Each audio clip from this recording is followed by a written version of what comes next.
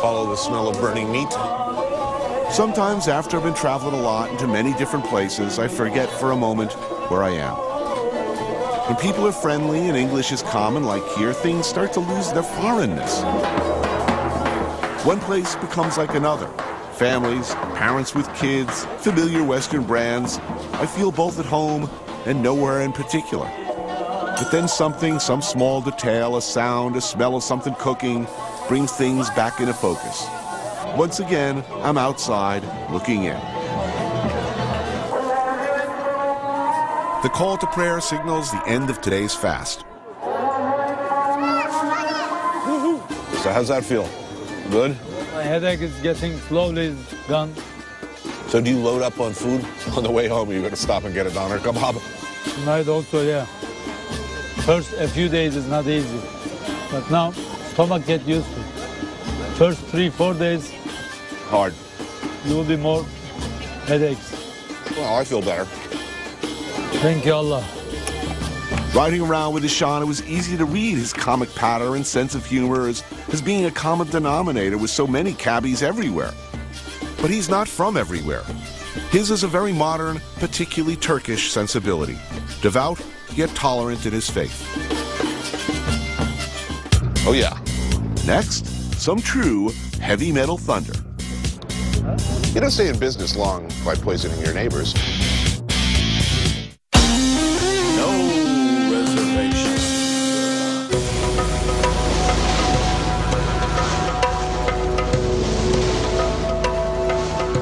The Bosphorus is a busy place.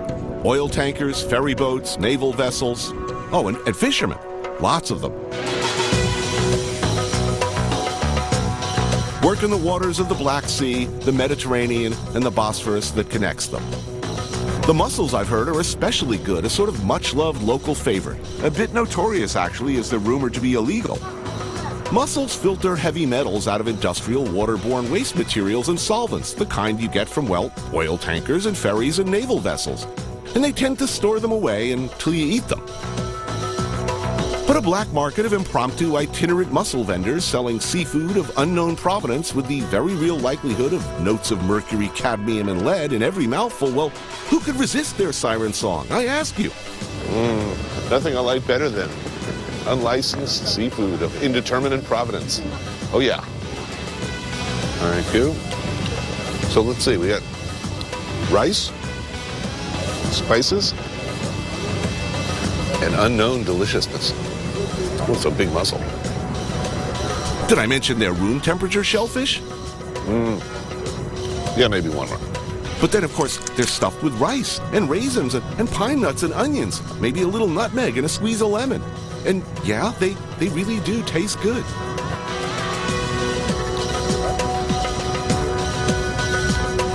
I think they just keep coming until you stop them.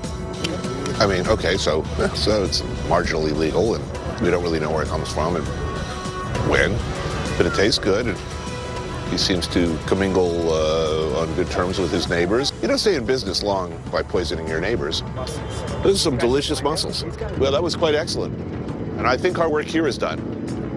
Check back in 5 hours.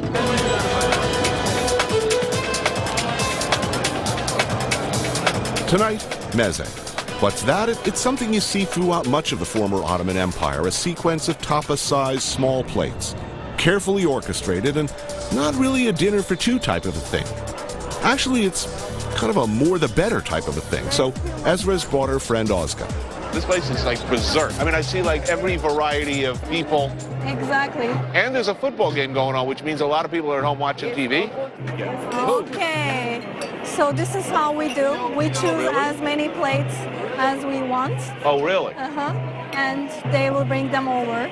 Oh, the white anchovies, definitely got to get that. Okay, bunu alıyoruz. I think we should get this one, as you said, and broad beans. And, oh, and what's that? Bu neydi? Brain salad. Brain salad. Ooh, that's bizarre. Gotta have it. Yeşil efendim. We just ordered our national drink. What do you call it? Well, it's rakı. Rakı. Like ouzo or absinthe or pernod. You know, indigenous beverages are a very important part of this show. You know, if this meal were served in an anonymous white studio, just by looking at it, and they would say, it looks Spanish, possibly Portuguese, definitely Russian. I had something like that in Beirut. Oh, I had that in Greece. The whole kind of history of Ottoman expansion. You can find on this table. Yeah. This one here is the fresh European anchovy. I love those. It's only found in the Black Sea. Okay. The food is delicious, and one is expected to share enthusiastically. I gather there's a game going on, and this Rocky's not bad. I'm guessing Turkey just gotta go. With rakı, when sitting down, everything is normal. But when you get up, everything is anormal. That's the story of my life. Then, şerefe. And you know what şerefe means?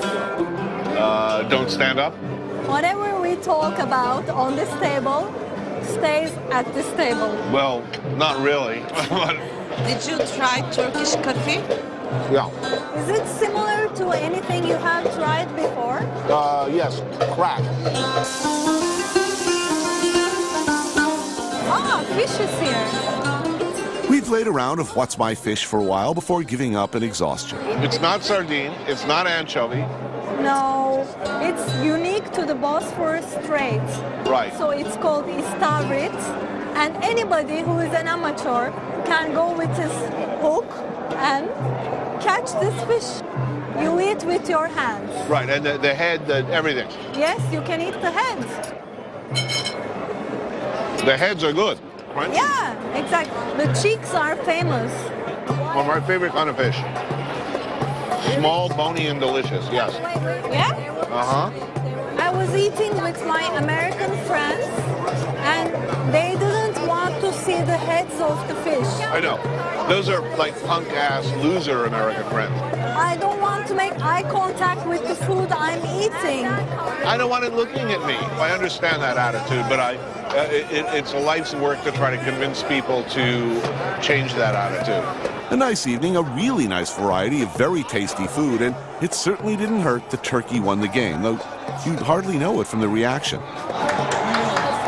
I mean, if you were English, you'd be out burning cars.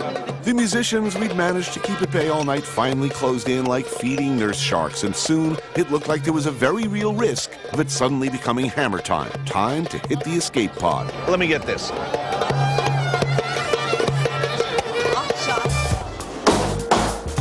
Next up, lamb in a hole. A fiery hole. Whoa, wow. No reservations.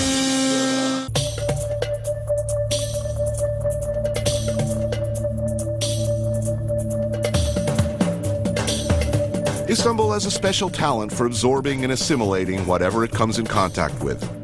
Christians, Jews, Italians, Greeks, at some point almost everyone's either fought with or traded with Turkey, and in many cases done both at the same time. Amazingly, almost everyone who's encountered the Turks still has a presence here today. People here take a special pleasure in identifying the centuries of